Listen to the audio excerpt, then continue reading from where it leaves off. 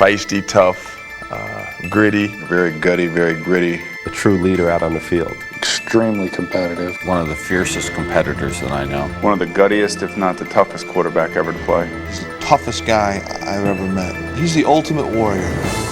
Jim Kelly's peers know the pressures and perils of the quarterback. And they also recognize that Buffalo's number 12 is not your typical pocket passer.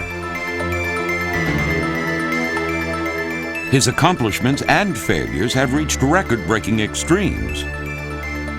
So, too, has his toughness. I've always considered myself one of the toughest guys. I'm not just speaking of National Football League, I'm speaking of everyday things, you know.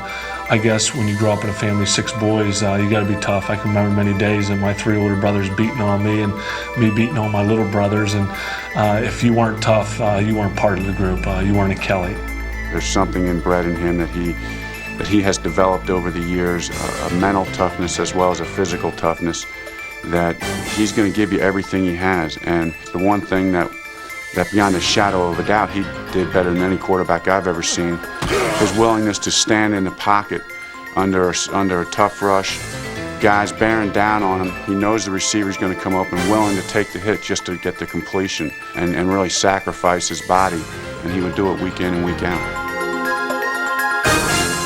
I think he likes it better when he takes a lot of hits. If he's not beat up after the game, he probably doesn't feel like he played very well. Sometimes I enjoy getting hit. It wakes me up. Sometimes when I'm having sort of a bad game, and all of a sudden I'll get blindsided. It wakes me up.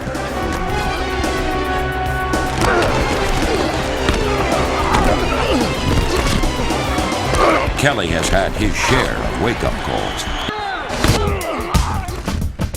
I've never seen a guy get hit so many times, take so many hits to his whole entire body and get right up and still go out and perform and still give us an opportunity to win football games. I mean, he can go out there and he can have a broken leg or arm or whatever. You know, he's going to try to attempt to get out there in that football field.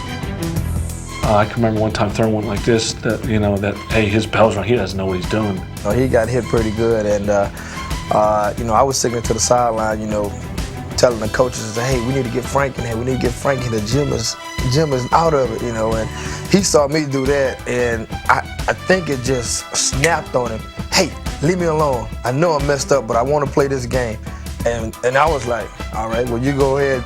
You can tell something's wrong with him. And first of all, he goes 56, which is just an off-tackle running play. So we run it. He calls it again, we run it. After about the 5th time in a row, we're going, wait a minute, something's wrong here.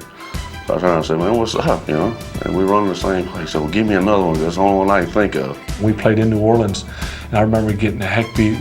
I got sandwiched one time, and I went hit the turf in my head, and I looked up, and I just saw stars, and the dome was spinning, and all I heard was the fans just cheering because they thought they knocked me out of the game, and I said, oh, I'm not leaving this game. I popped right back up, we wound up beating them. He has the belief that as long as he's in there, he's going to win. And that's another part of where his toughness comes from, because he's like, I'm staying in here because we're going to win if I'm in here. And if I let it go, then we might not win. I've been in a game where he threw 3 interceptions in the first quarter of a game. Most guys would wilt and go into a shell. Before the game was already thrown 5 touchdowns. We won the game. One of the great qualities that a quarterback needs is to have the ability in the late in the game to just suck it up and go get it done. Kind of gritting your teeth and going and winning games. Most human beings would, about that time, say, I'll fake it, and I just won't do it. And Jim has continually answered the bell in some physical games. More impressive than all the physical abuse Jim Kelly has overcome to win games is the mental toughness he has displayed through 4 memorable losses.